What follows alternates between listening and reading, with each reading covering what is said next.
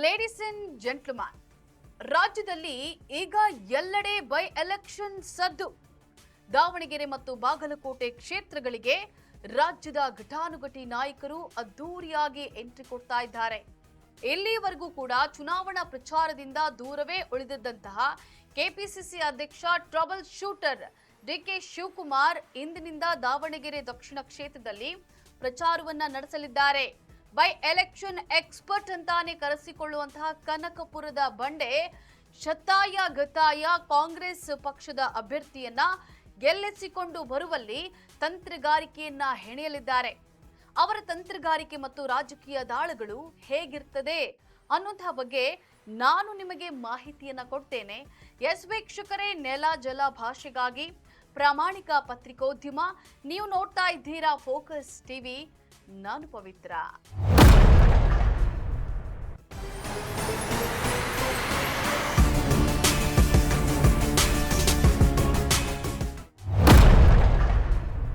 ದಾವಣಗೆರೆ ದಕ್ಷಿಣ ಮತ್ತು ಬಾಗಲಕೋಟೆ ಕ್ಷೇತ್ರಗಳ by election ರಣಕಣ ಈಗ ಮತ್ತಷ್ಟು ರಂಗೇರಿದೆ.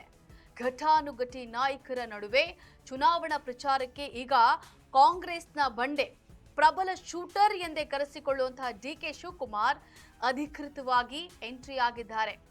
ಇಂದಿನಿಂದ ದಾವಣಗೆರೆ ದಕ್ಷಿಣ ಕ್ಷೇತ್ರದಲ್ಲಿ ಅವರು ಚುನಾವಣೆ ಪ್ರಚಾರವನ್ನ ನಡೆಸಲಿದ್ದಾರೆ. ಈಗಾಗಲೇ ಈ ಕ್ಷೇತ್ರದಲ್ಲಿ ಸೃಷ್ಟಿಯಾಗಿರುವಂತಹ ಗೊಂದಲ, ಬಂಡಾಯ, ತಪ್ಪು ಕಲ್ಪನೆಗಳೆಲ್ಲವನ್ನ ಅವರು ಸರಿಪಡಿಸಲಿದ್ದಾರೆ.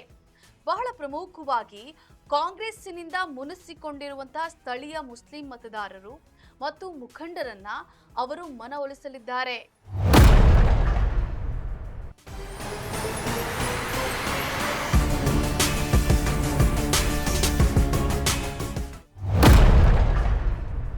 ಕಳೆದ 4-5 ದಿನಗಳಿಂದ ಅಸ್ಸಾಂ ರಾಜ್ಯದ ಚುನಾವಣೆಯಲ್ಲಿ ಡಿಕೆ ಶಿವಕುಮಾರ್ ನಿರತರಾಗಿದ್ರು.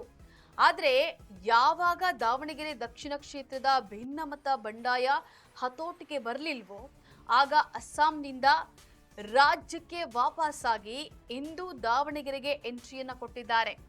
ಈಗಾಗಲೇ ತಮ್ಮ ರಾಜಕೀಯ ಅನುಭವದಲ್ಲಿ ಹಲವಾರು ಬೈ ಎಲೆಕ್ಷನ್ಗಳನ್ನ ಗೆದ್ದಿರುವಂತಹ ಖ್ಯಾತಿ ಮತ್ತು ಅನುಭವ ಡಿಕೆ ಶಿವಕುಮಾರ್ ಅವರಿಗೆ ಇದೆ. ಪಕ್ಷ ಸಂಘಟನೆಯಲ್ಲಿ ತಮ್ಮ ಮತದಾರರನ್ನ ಹಿಡಿದಿಟ್ಟುಕೊಳ್ಳುವಲ್ಲಿ, ಬೇರೆ ಪಕ್ಷದ ಮತದಾರರನ್ನ ಸೆಳೆದುಕೊಳ್ಳುವಲ್ಲಿ ಡಿಕೆ ಶಿವಕುಮಾರ್ ಅವರದ್ದು ಎತ್ತಿದ ಕೈ.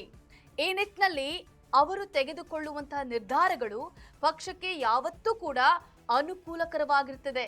ತನು ಮನ ಧನವನ್ನ ವ್ಯಯಿಸಿ ಕೆಲವು ವೇಳೆ ಸಮಾಧಾನ ದಂಡ ಭೇದವನ್ನ ಪ್ರಯೋಗಿಸಿ ಓಟುಗಳನ್ನ ತಮ್ಮ ಪರವಾಗಿ ಮಾಡಿಕೊಳ್ಳುವಲ್ಲಿ ಡಿಕೆಶಿ ಸಿದ್ಧಹಸ್ತರು. ಈಗ ಅಂಥದ್ದೇ ಪರಿಸ್ಥಿತಿ ದಾವಣಗೆರೆ ದಕ್ಷಿಣ ಕ್ಷೇತ್ರದಲ್ಲೂ ಕೂಡ ನಿರ್ಮಾಣವಾಗಿದೆ. ಏನೇ ಆಗ್ಲಿ, ಜಮೀರ್ ಅಹಮದ್ ರವರ ನಿರ್ಲಕ್ಷ್ಯ ಮತ್ತು ಸ್ಥಳೀಯ ಅಲ್ಪಸಂಖ್ಯಾತ ಮತದಾರರ ಆಕ್ರೋಶದಿಂದ ಹಿನ್ನಡೆ ಕಂಡಿದ್ದಂತಹ ಕಾಂಗ್ರೆಸ್ ಪಕ್ಷಕ್ಕೆ ಈಗ ಡಿಕೆ ಶಿವಕುಮಾರ್ ಆಗಮನದಿಂದ ಹೊಸ ಹುರುಪು ಬಂದಿದೆ. ಸಾದಿಕ್ ಭಾಷಾ ಬಂಡಾಯ ಶಮನವಾಗಿದೆ. ಆದ್ರೆ ಅಬ್ದುಲ್ ಖಾದರ್ ಭಾಷಾ ಮತ್ತಿತರ ಬಂಡಾಯ ಅಭ್ಯರ್ಥಿಗಳ ಮನ ಒಲಿಸುವ ಜವಾಬ್ದಾರಿ ಡಿಕೆ ಮೇಲಿದೆ. ಈಗಾಗಲೇ ಬಿಜೆಪಿಯಿಂದ ಬಿಎಸ್ ಯಡಿಯೂರಪ್ಪ ಸ್ವತಃ ದಾವಣಗೆರೆ ದಕ್ಷಿಣ ಕ್ಷೇತ್ರದ ಪ್ರಚಾರಕ್ಕೆ ಇಳಿದಿದ್ದು, ಲಿಂಗಾಯತ ಲಾಭಿಯನ್ನ ಎದುರಿಸುವಂತಹ ಅನಿವಾರ್ಯತೆ ಡಿಕೆಶಿಗೆ ಇದೆ. ಏನೇ ಆಗ್ಲಿ, ಡಿಕೆ ಶಿವಕುಮಾರ್ ತಮ್ಮ ಶಕ್ತಿಯನ್ನ ಮತ್ತೊಮ್ಮೆ ಸಾಬೀತು ಮಾಡಲಿದ್ದಾರೆ. ಕನ್ಫ್ಯೂಷನ್ ಮತ್ತೆ ಡಿಸಿಡೆನ್ಸ್ ಅನ್ನ ಯಾವ ರೀತಿ ಮಾಡ್ತೀರಾ? ರಾಜಕೀಯದಲ್ಲಿ ಅವ್ರು ಕೇಳೋಂಥ ಹಕ್ಕುಗಳು ಎಲ್ಲ ಇದ್ದೇ ಇರ್ತದೆ. ರಾಜಕೀಯದಲ್ಲಿ ಅವ್ರು ಕೇಳಬೇಕು, ಕೇಳೋದೇನು ತಪ್ಪಿಲ್ಲ.